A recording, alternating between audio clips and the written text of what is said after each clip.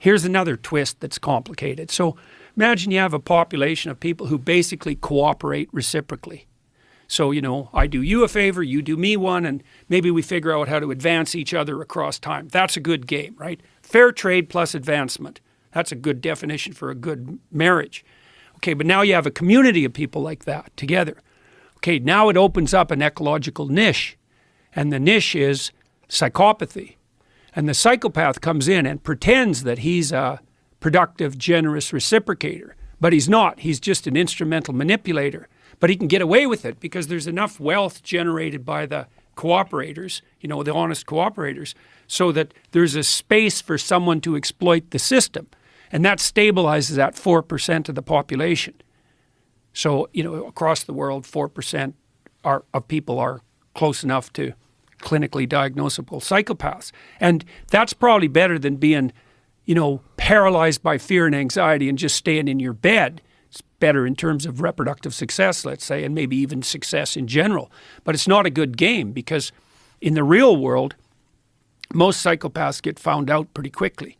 So, you know, you can screw somebody once and maybe twice, but then they figure it out and then word gets around. And so in the real world, two things happen. Psychopaths have to be itinerant so they can find new people to exploit. And the other thing that happens is generally non-psychopathic males who are fairly aggressive keep the psychopaths under control. And so part of the reason that women like men who have some capacity for aggression but who are still productive and reciprocal is that men who are productive and reciprocal who have some capacity for aggression can keep the real monsters at bay. So it's hard on women, because they have to navigate that really thin line between productive generosity and the capacity for aggression. That's a really tough thing to navigate. That's basically the story of Beauty and the Beast, the Disney movie, right? Because Gaston is a narcissistic psychopath. And the Beast is someone capable of aggression, but he's not tamed into a reciprocal relationship. It's also the basis of the most fundamental female pornographic fantasy. And the Google guys figured that out, 15 years ago when they analyzed billions of sex fantasy searches by men and women. Men go for visual imagery, but women go for story. And the story is the same.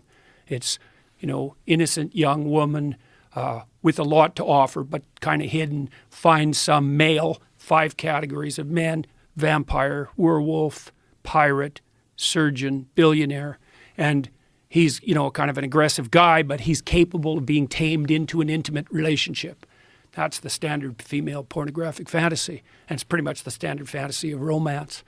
And so you can see, what women are trying to do in that situation is they're trying to find some guy that's got the capacity for mayhem, but that's under control, but who can integrate that into a productive, generous, reciprocal relationship. And so, well...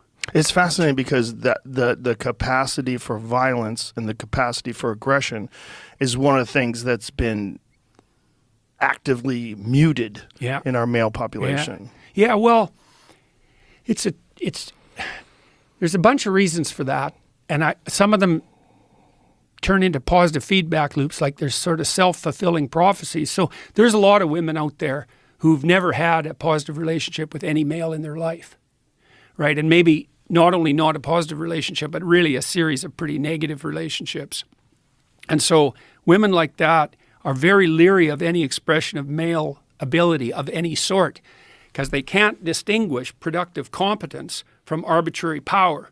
And because they're trying to defend themselves because they've been hurt repeatedly, maybe they come from broken families and catastrophically arranged neighborhoods, one of the tactics that can be used in that situation is just to try to do everything you can to distance yourself as much as you can from any display of male ability, because it can't be distinguished from psychopathy. It can't be distinguished from the use of power. It takes a sophisticated woman to be able to make that distinction. So the other thing you see too is that young women are much more likely to be seduced by psychopaths than older women, because the psychopaths mimic competence. That's what a narcissist does too. They're confident. And women read confidence as a marker of competence, and that's reasonable, but that opens up it opens up a space for exploitation. Because if you can mimic confidence, that's false confidence, narcissistic false confidence, then you look competent, and that works particularly well on naive young women. And of course, they get exploited by people like that, and they think, well, that's what men are like. Right. Yeah. And then women like that, you know, they have boys, and then they're afraid of the boys whenever they express anything looking like masculine competence, and they basically emasculate the boys, and then the boys get bitter, and then they mistreat women, and the whole bloody thing just spirals out of control. And that's where we are. That's where we are. What a strange place to be, isn't it? Yeah, that's for sure. Yeah. Well, Yeah. the unintended consequence of familial breakdown, that's a huge part of it.